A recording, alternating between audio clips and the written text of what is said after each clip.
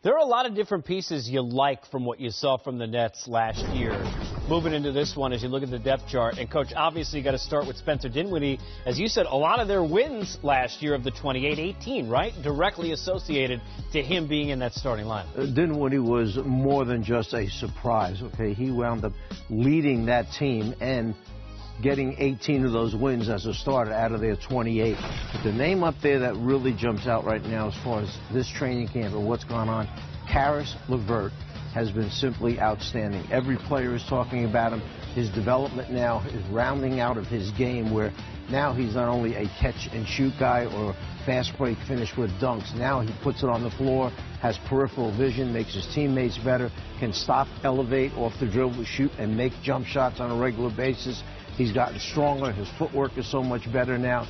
And he credits watching Kyrie Irving's workouts for his improvement over the summer. You know, it's interesting because you talk about the scoring of the backcourt. LeVert, his ability to score the basketball, and Dinwiddie, what I love was the big shot making. It was amazing how many times in those wins he was responsible for the big shots they had down the stretch of games. Yeah, he's a guy that's ready for the moment. You know, I seen him this offseason in the summer working on his craft, working on his left hand, working on his right hand, getting into the seams of the defense, facilitating for guys. I've seen it on numerous occasions where he's attacking the game in a different way every time he play pickup basketball. And then you got guys like Ed Davis that's coming from Portland, Shabazz Napier that's coming, that's going to add depth to that backcourt. So it's going to be a good year for those guys, and just I'm looking forward to this, the expectations of Spencer Dinwiddie in specific. You mentioned expectations. When you have a big contract and what some might say is bigger than your performance, we always talk about what you don't do, not what you do. And Allen Crabbe had that situation,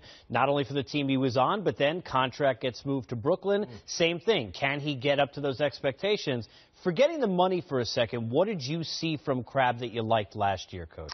I saw a little bit more of the shot making I was hoping for. I can't say that I'm convinced now that this guy is a great shooter all the time on a regular basis, like Kyle Korver. Let me use him as an example. But this guy did improve, did show me that he can have nights where he's going to have big games because of his shot-making ability. They brought him in to surround that three-point line, something that they want to play to and need guys, obviously, that can make those shots. I think we'll continue to see him grow more this season. He'll be a little bit more comfortable. Remember, they went after him, didn't get him at first. That's right. And then went back and got him second time around. So they obviously really like Crabbe. And I expect a better year this year than last year. He was okay last year.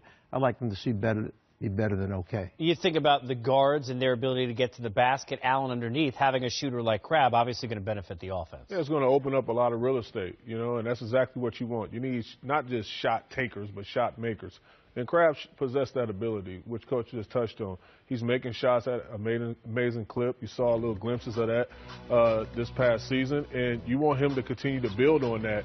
And that's going to give the real estate necessarily for those big guys, Carroll to slash and do the things that he's accustomed to being accustomed to. And you're going to see the bigs like Ed Davis, Faried live at the rim, finishing with the strong twos.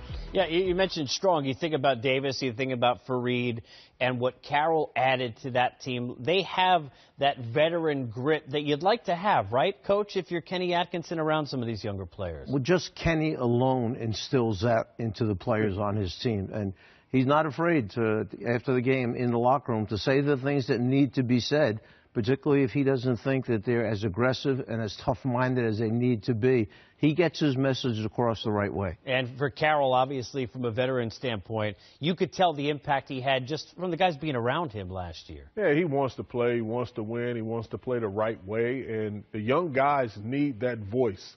They need a guy that's been through some wars and some battles and that understand the game and, you know, how to be consistent, and I think he possessed all those things.